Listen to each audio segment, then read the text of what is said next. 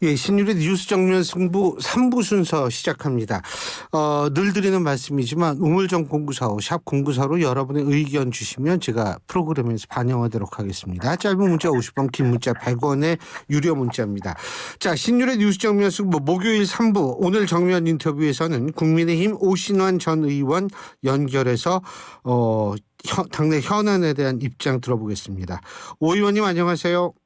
예, 안녕하세요. 오신환입니다. 예. 아유, 요새 바쁘시죠? 네. 연말이고 아무래도 또 이 지역구도 도실 거고 뭐 여러 가지로 참 바쁘실 텐데. 그렇습니다. 예. 예. 근데 혁신위원도 하시고 하셨으니까 예. 오늘 비대위 인선 발표했는데 어떻게 혁신위원을 하셨던 분으로서 이번에 비대위 인선은 어떻게 평가하십니까? 저도 굉장히 큰 기대를 갖고 기다려 왔는데요. 예. 예, 일단 8명의 지금 비대위원들을 발표했는데 예. 저는 좀 신박한 비대위 이렇게 표현하고 싶습니다. 예. 예, 저는 일단은 세대별로 연령층별로 다양하게 구성이 되어 있고요. 예. 또 한동훈 비대위원장이 언급한 바대로 비정치인으로서 내년 총선에 불출마 인사들을 중심으로 꾸려졌거든요. 예. 예, 그래서 더 힘이 실릴 수 있는 국민들의 눈높이에 맞는 그런 비대위가 구성됐다. 저는 이렇게 판단합니다. 예. 국민 눈높이에 맞는다. 근데요, 네. 혁신위를 하셔서 아시겠지만 사실은 그때 혁신위에서도 사실 오신환 의원님하고 김경진 의원 두 분을 제외하고는 그리고 박성준 의원하고 세 분을 제외하고서는 사실은 이 나머지는 전부 비정치인 출신이었죠. 네. 그런데 사실 제가 그분들 이름을 기억을 못해요. 예? 네네. 그러니까 이 세 분 정치인하고 인유한 위원장하고 요 분들만 이름을 기억하거든요. 네. 이유는 결국 왜 그러냐 하면 이 비정치인 분들이 정치를 혁신하려는 의지는 충만하지만 정치라는 논리를 잘 모르거나 익숙하지 않아서 실제로 제대로 실력을 발휘하지 못했지 않았나 이런 생각이 들게 되는데 이번도 마찬가지 아닌가요?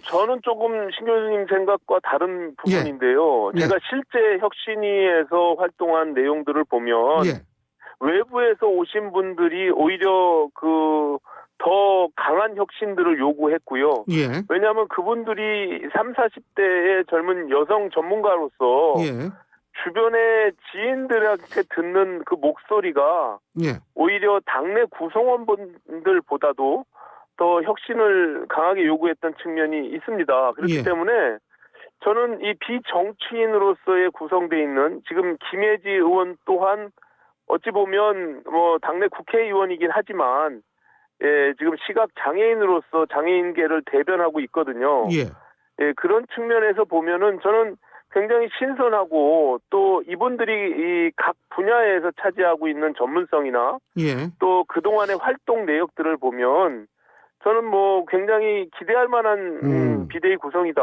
이렇게 판단을 합니다. 물론 눈에 띄는 분이 있긴 있더라고요. 좌파 진영에서 운동을 하셨던 분도 한 분 들어가 계시더라고요. 네, 그렇습니다. 김경래 회계사 운동권에 전향한 민경우 시민단체 길 상임 대표가 지금 포함이 되어 있는데요. 그동안 86 운동권 세력에 대해서 강한 비판의 목소리를 내왔죠. 물론 그래서 이게 상대 진영의 주장을 물타기 할 수 있는 기회는 분명히 있을 거란 생각이 드는데. 네네. 근데 또 하나 이제 일각에서 조금 걱정을 하는 거는 뭐냐면 한동훈 비대위원장의 수락문을 이렇게 봤을 때는 지나치게 이재명 대표에 대한 비판 일색이다라는 얘기가 있거든요. 근데 일반 유권자들에게 감동을 주기 위해서는 처절한 자기 반성이 더 많이 담겼어야 된다라는 얘기도 있었는데 그런 부분이 그래서 아쉽다 이런 얘기도 있는데 어떻게 보십니까? 일부 민주당적 시각에서 그렇게 비판을 많이 하던데요.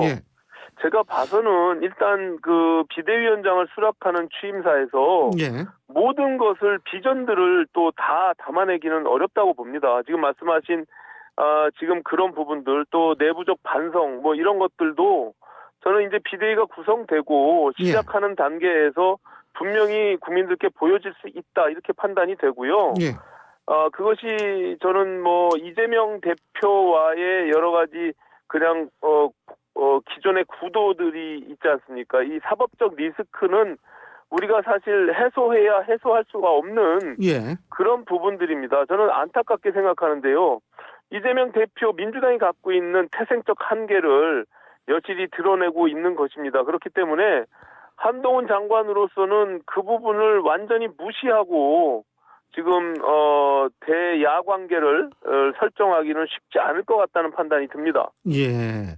그리고 이제 오신환 의원님께서는 이제 혁신위를 하셨으니까 이 혁신위에서 이루지 못한 미완의 문제들을 그러면 한동훈 비대위가 마저 마침표를 찍을 수 있다고 보시는 거예요? 저는 그렇게 희망하고요. 또 그렇게 해야 된다라고 생각합니다. 근데 할 가능성은요? 가능성은 저는 뭐 기대를 많이 하는 입장인데요. 한동훈 위원장이 사실은 이 비대위원장으로 거론됐을 때 여러 우려의 목소리도 분명히 있었잖아요. 근데 저는 뭐 생각보다는 한동훈 위원장께서 향후에 우리 지금 뭐 굉장히 위기에 처한 상황에 국민의힘을 어떤 방향으로 어떤 비전으로 또 어느 계층을 보고 지금 우리 당을 이끌어 가야 될지를 명확하게 인식하고 있다. 저는 이렇게 판단을 합니다. 그렇기 때문에 저희들이 내놓았던 혁신안도 국민의 눈높이에 맞는 그 목소리를 담아냈기 때문에 저는 한동훈 비대위가 그런 부분들에 대해서도 소홀히 하지 않을 거다 이렇게 생각합니다. 근데 이제 한동훈 비대위의 첫 번째 이 과제가 오늘 통과된 쌍특검일 텐데 이 문제를 어떻게 수습할 거라고 보세요? 저는 일단 민주당이 주장하는 쌍특검법이 일단은 순수하지 못합니다. 굉장히 나쁜 법안이라고 생각을 하고요. 특히 총선을 앞두고 굉장히 의도를 갖고 있는 측면들이 있기 때문에 4월 10일 22대 국회의원 선거에 굉장히 큰 영향을 미칠 수 있는 그런 특검법이기 때문에 저는 그 부분을 우리 국민의힘으로서는 간과할 수가 없다. 총선을 앞두고 계속 지속적으로 방송에 그 수사 내용들을 발표하는 뭐 그런 것들로 인해서 선거에 영향을 미친다면 그건 있을 수 없는 일이다 이렇게 판단합니다. 그렇기 때문에 저는 국민의힘의 입장에서 지금 민주당이 제출한 그 안대로는 도저히 그 특검법을 받을 수 없다 이렇게 생각을 합니다. 근데 국민 여론도 역시 민주당이 너무하다. 그러니까 특검에 거부권을 행사해야 된다. 특검 필요 없다. 이렇게 생각한다고 보십니까? 아니 국민들은 뭐 특검에 대해서 찬성하는 비율이 높다라고 판단이 되는데요. 일단은 그 김건희 여사에 대한 특검을 수용하라. 그리고 당당하고 떳떳하면 왜 수사를 못 받겠느냐. 이런 기본 대원칙을 전제로 하기 때문에 그렇다고 판단을 하고요. 지금 민주당의 의도나 그 특검의 내용이나 법안들 그 세부적인 내용들은 국민들께서 상세하게 다 알 수가 없지 않습니까? 그렇죠. 그렇기 때문에 그냥 그 특검에 대한 수용 여부 이 부분에 대한 여론이 상대적으로 높은 것으로 나타난다. 이렇게 저는 생각을 합니다. 그러니까 이게 여론을 그렇다고 해서 이거 이끌 수는 없으니까 그게 참 딜레마일 것 같은데 말이에요. 그죠? 뭐 그런 측면이 있습니다. 총선을 앞두고 있어서 민심을 전혀 떠받들지 않을 수도 없는 상황이고 그렇다고 해서 이 소위 악법으로 지금 규정되고 있는 나쁜 법안인 이 특검을 그냥 수용을 한다면 오히려 총선을 망치는 경향이 될 수도 있기 때문에 굉장히 신중하게 저희 국민의힘 입장에서는 접근할 수밖에 없다 이렇게 생각됩니다. 그런 의미에서 그 거부권을 행사하고 야당이 오늘 통과시킨 특검법은요. 거부권을 행사하고 상설특검으로 맞받아치는 건 어떻다고 보세요?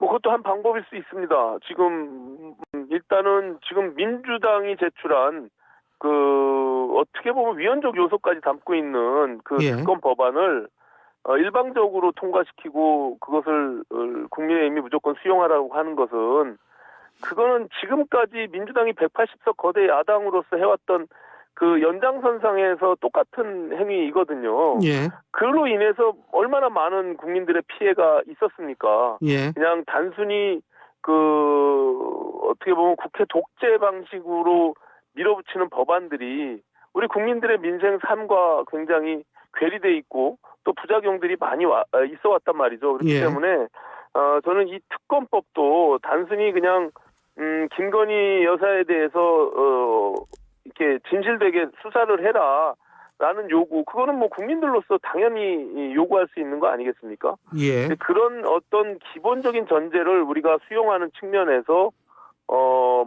다른 방식의 어떤 제안들을 하는 것은 저는 뭐 충분히 가능하다 이렇게 생각합니다. 한동훈 위원장이 할 수 있을까요? 그거는 뭐 제가 판단하기는 어렵지만, 예. 한동훈 위원장께서도 뭐 여러 가지 고심을 하지 않겠나 이렇게 판단을 합니다. 예. 이준석 전 대표가 이제 신당을 만들 모양이에요. 탈당 선언까지 하고 국민의힘이 어느 정도 위협적인 존재가 될 거라고 보십니까? 일단은 저는 굉장히 안타깝습니다. 저희 당의 전 당 대표를 했던 분이고, 결국엔 탈당까지 하고 신당을 창당하는데요. 늘 총선을 앞두고 새로운 신당의 출현은 있어 왔지만, 예. 저는 이준석 전 대표와 굉장히 나름 가까운 사이에서 지내왔던 바라, 끝까지 저희 국민의힘 내부에서의 어떤 혁신과 개혁을 이렇게 완성해 줬으면 좋겠다. 이런 입장을 계속 견지해 왔는데요. 예. 일단은 탈당을 한 마당이기 때문에 이제는 각자의 길로 갈 수밖에 없는 그런 상황인 것 같고요. 예. 다만 여전히 저는 좀 열려져 있는 측면도 있다 이렇게 보여집니다. 아직 시간은 충분히 있기 때문에 이준석 대표는 퇴로를 차단한 측면이 있지만 이게 정치는 생물이기 때문에 여전히 현재로서는 이준석 전 대표는 신당을 만드는 일에 집중할 테고, 저희 국민의힘은 한동훈 비대위가 당을 추스리면서 새로운 비전을 만드는 쪽에 집중을 할 텐데, 그것이 1차적인 그런 단계를 뛰어넘는다면 대화도 충분히 할 수 있는 그런 시기가 오지 않겠는가, 저는 이렇게 생각합니다. 지금 열려져 있다고 표현하셨는데 총선 전에는 다시 돌아갈 생각이 없다. 이준석 대표가 분명히 그 얘기를 했잖아요. 네, 그렇습니다. 총선 전에는 안 되는 거 아니에요? 이준석 대표의 그간의 어떤 정치적 행보로 봐서는 그럴 가능성이 높기는 하지만, 아까 말씀드린 대로 정치는 늘 살아있는 거 아니겠습니까? 예. 저는 우리 국민의힘의 입장에서 필요하다면 외부 세력도 얼마든지 포용하고 우리가 스펙트럼을 넓혀가는 것이 정치 현실인데, 예. 이준석 대표와 어느 순간에는 대화의 채널을 분명히 열고 함께 할 수 있는 부분들을 만드는 것도 우리로서는 한 방법이다 이렇게 판단합니다. 그러니까 총선 이후에라도 다시 합쳐야 된다. 총선 전이 됐던 이후가 됐던, 저는 총선 전이면 더 좋을 것 같고요. 그것이 안 된다면 총선 이후에라도 예. 우리 범보수 세력으로서 그 스펙트럼을 넓히고 포용력 있는 민주정당으로서 그것을 수용한다면 저는 가능하다 이렇게 생각이 됩니다. 2번씩이나 탈당한 사람을 다시 받아줘야 된다. 여러 가지 의견은 있을 수 있습니다. 예. 그 이후에 이제 또 이준석 전 대표의 행보가 어떻게 펼쳐지는지에 대한 여부도 지켜볼 필요는 있겠으나, 저는 큰 틀에서 이준석 전 대표도 분명히 보수 정치인으로서의 본인의 소신과 그런 정치 방향이 있었던 것이지, 저는 그런 어떤 간극이 그렇게 우리가 넘어서기 어려운 부분까지 있었나 이렇게 생각이 드는 것입니다. 예. 예. 그리고 또 한 가지 이준석 전 대표 그런 얘기를 했더라고요. 영남권 의원들 40명 정도는 물갈이 될 것이다. 동의하십니까? 저는 동의할 수 없습니다. 그거는 이준석 대표가 늘 미래를 점치듯이 이렇게 얘기를 해왔는데, 예. 그 맞는 부분도 있었지만 맞지 않는 부분들도 많이 있었습니다. 이 한동훈 비대위원장이 예. 공천 혁신이라고 할 수 있는 늘 해왔던 물갈이는 당연히 하리라고 봅니다. 예. 근데 특정 무슨 영남의 국회의원들을 40여 명을 다 드러낸다 이런 것은 하나의 그냥 상상일 뿐이지. 예. 저는 그것이 정확하게 맞는 말은 아니다 이렇게 생각합니다. 그 이준석 전 대표가 왜 그런 얘기를 했을까요? 그거는 제가 알 수 없죠. 늘 뭐 미래를 예측하고 얘기를 해왔던 분이잖아요. 예. 예. 그러니까 뭐 본인의 상상 속에서 또 뭐 그렇게 얘기를 하는 것이죠. 그렇군요. 근데 뭐 어쨌든 그 이준석 전 대표 신당과 예를 들면은 금태섭, 유호정 의원이 뭐 합해서 만든 정당이 또 있다며요. 네네. 그런 정당이 합쳐지면은 지금 오 의원님께서 말씀하신 대로 보수의 적통이다라고 얘기하기 힘들어지는 거 아닌가요? 그럴 수 있습니다. 뭐 그런 부분들을 열어놓고 뭐 이준석 대표가 제3세력을 규합한다면 뭐 그렇게 쉽게 되지는 않겠지만 예. 저는 뭐 그렇게 되면 그간에 제가 봐왔던 이준석 대표의 행보와 다른 방식이 될 것 같다는 판단이 됩니다. 왜냐하면 늘 보수 정당의 개혁을 외쳐왔고 예. 보수 정치에 본인이 본류라고 생각을 해왔기 때문에 전혀 정체성이 맞지 않는 그냥 제3세력으로서의 어떤 방향을 설정한다면 사실상 저는 뭐 다시 그것이 통합되기는 쉽지 않은 길로 간다 이렇게 판단. 그런 식으로 되면은 국민의힘과 다시 통합되기는 어려워질 것이다 이 말씀이시죠, 그죠? 뭐 그럴 수 있습니다. 예, 뭐 민주당에서도 지금 뭐 이낙연 신당 논의가 있잖아요. 예. 뭐 이러저런 한 무슨 신당들을 짬뽕식으로 그냥 뭐 만들어 놓으면 그거는 제가 봐서는 내부적 갈등 요소만 키워갈 뿐이지 전혀 성공하기가 더 어려워진다 이렇게 판단됩니다. 이낙연 신당은 어떻게 나올 거라고 보세요? 뭐 민주당 내부의 사정이긴 하나 제가 봐서는 뭐 이재명 당 대표가 쉽게 본인의 권한 기득권들을 내려놓고 있지 않기 때문에 예. 저는 뭐 불가피한 선택으로 이낙연 신당은 뭐 출연될 것이다 이렇게 예측하고 있습니다. 더군다나 그 이낙연 전 대표 핵심 측근이 자신이 대장동 최초 제보했다 이런 얘기했잖아요.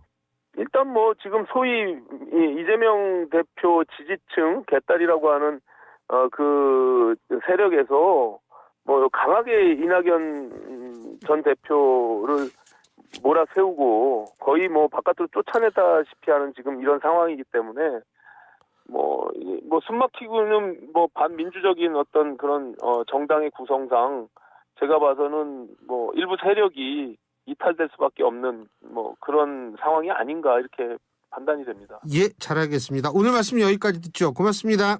네네, 고맙습니다. 예, 지금까지 국민의힘 오신환 전 의원이었습니다.